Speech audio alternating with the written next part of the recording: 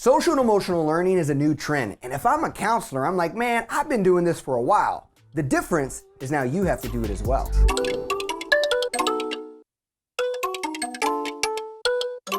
If you look at a typical school day before shutdowns, students often had a schedule that led them to see similar adults on a day-to-day basis. They might see the bus driver as they head to school in the morning and head back in the afternoon. They see their teachers with a consistent weekly class schedule. They see the cafeteria staff, which provides them meals for breakfast and lunch. Then after school, they go to practice for athletics, band, or theater. However, throughout all this, I find it fascinating that some of the most influential and credentialed people on our school campuses have to go find students, or students have to go find them. These fantastic people are school counselors. I had the privilege of connecting with two amazing counselors in the making of this episode. Megan Bledsoe, a counselor at Discovery Middle School in Vancouver, Washington, and Tara Kierstead, school counselor at Halldale Middle School in Farmingdale, Maine.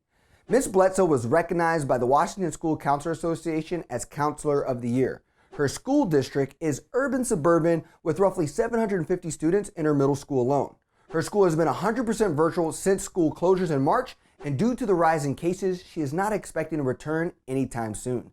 Ms. Kierstead has 500 total students from 6th grade through 12th grade and started the school year in a hybrid model.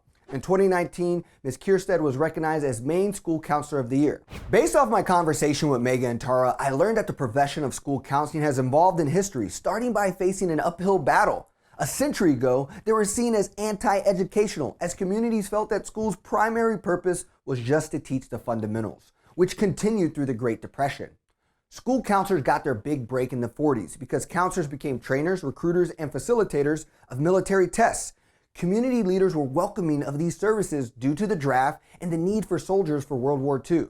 Today, 21st century school counselors are the organizers of social emotional health of students, which is a drastic shift to how we saw this role just 100 years ago. The role of the school counselor has definitely recognized more of those social emotional needs, trauma, ACEs, and how school counselors aren't just sort of a practical role for scheduling, for graduation requirements, for helping out administrators with logistical things or supervision. Those things I have seen substantially shrink as they recognize that the skill set that school counselors can provide is a unique skill set that's needed for our students and our families, which is to provide more of that mental health sort of awareness, support, connections, supporting them for their barriers that are inhibiting their ability to succeed academically, because a lot of times those are ones that are existing in their family,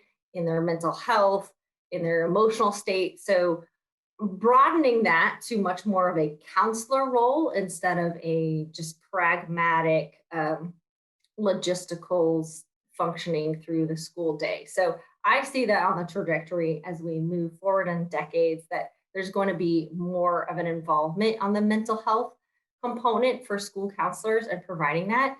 Definitely an increase in utilizing them for restorative justice work, so that as we move away from discipline on dealing with when students' behaviors aren't aligning with what we need in the classroom, looking at how we take a collaborative approach to support their needs in a more productive way that's going to result in positive change and build them up for success. Even just a few decades ago, counselors were seen by the public as schedulers of classes and auditors of students' credits for graduation.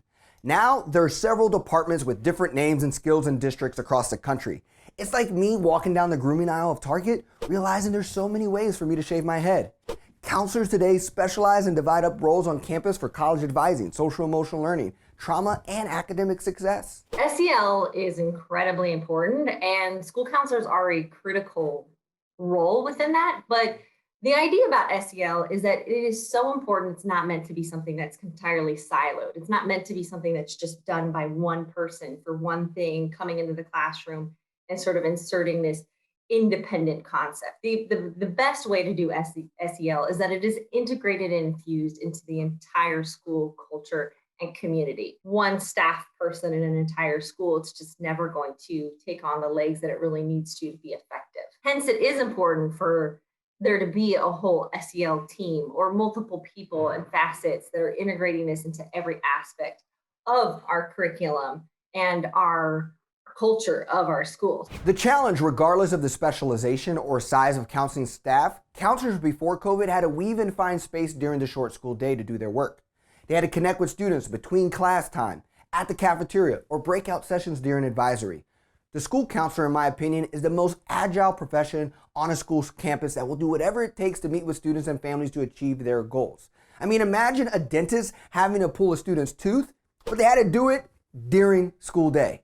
That is what it's like being a counselor. And COVID-19 has just made it even harder. Super stressful at the beginning, but what I actually ended up doing was I was trying to think of what people need, but not to bog everyone down, because once COVID hit, you saw all kinds of resources coming at you from like everywhere, which was super helpful, but I had a hard time processing all of it. So I spent a really long time just gathering information that I could then disseminate out, because I didn't want to overload people. Some parents and guardians were like, I want to get my kid back on a schedule. Like, this is what my kid needs, because some children do need that, obviously, like a schedule, like they can't stray from that.